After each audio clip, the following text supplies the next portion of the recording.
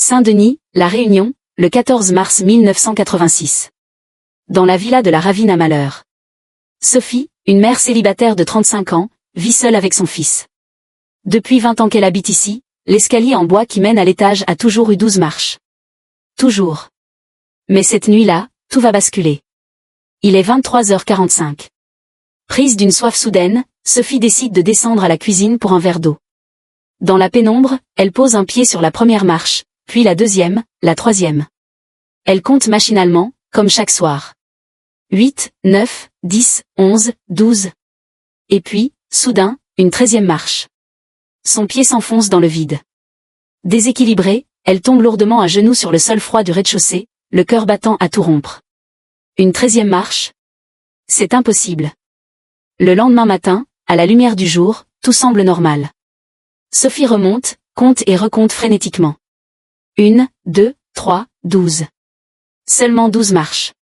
Était-ce un mauvais rêve? Une simple erreur d'inattention dans l'obscurité?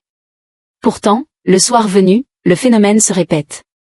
La 13e marche est de retour, comme une anomalie silencieuse et terrifiante. Sophie, troublée, décide de documenter l'inexplicable. Elle sort sa vieille caméra VHS et commence à filmer, espérant capturer une preuve de sa folie naissante. La nuit suivante, le mystère s'épaissit.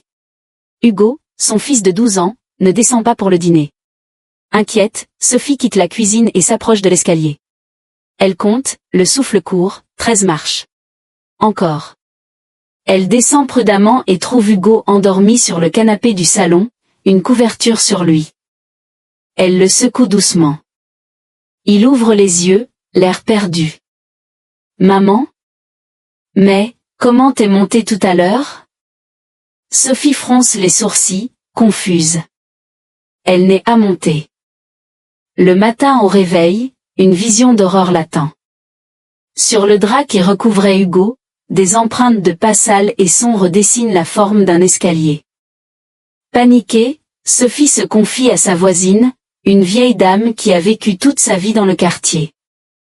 Les paroles de la femme glacent le sang de Sophie. Ma propre mère, elle est morte en tombant dans cet escalier, en 1985. Elle n'arrêtait pas de parler d'une 13e marche. Poussée par une angoisse grandissante, Sophie se plonge dans les archives de la ville. Ce qu'elle y découvre est terrifiant. Au fil des décennies, 5 disparitions inexpliquées ont été signalées dans cette même villa. L'escalier, apprend-elle, a été construit en 1886, directement sur l'emplacement d'un ancien cimetière oublié. 13 tombes avaient dû être déplacées pour permettre la construction de la maison.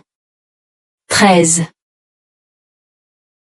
Cette nuit-là, Sophie est décidée à affronter le mal qui hante sa maison. Armée d'une craie, elle numérote chaque marche de 1 à 12. Elle attend, assise au sommet de l'escalier, la caméra toujours à portée de main. 23h44, sous ses yeux, une nouvelle marche sombre et usée se matérialise lentement entre la 6e et la 7e. La 13e marche. Au même instant, Hugo sort de sa chambre, les yeux vitreux, comme en transe. Maman. Elle m'appelle. Il avance, irrésistiblement attiré par le vide. Sophie hurle et se jette en avant pour le retenir.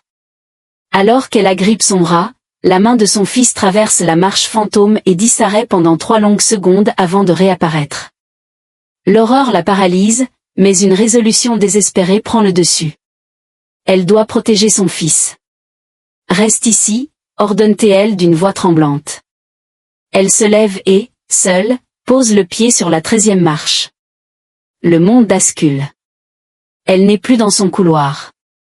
Au pied de l'escalier, un grand miroir ancien lui renvoie un reflet qui n'est pas le sien.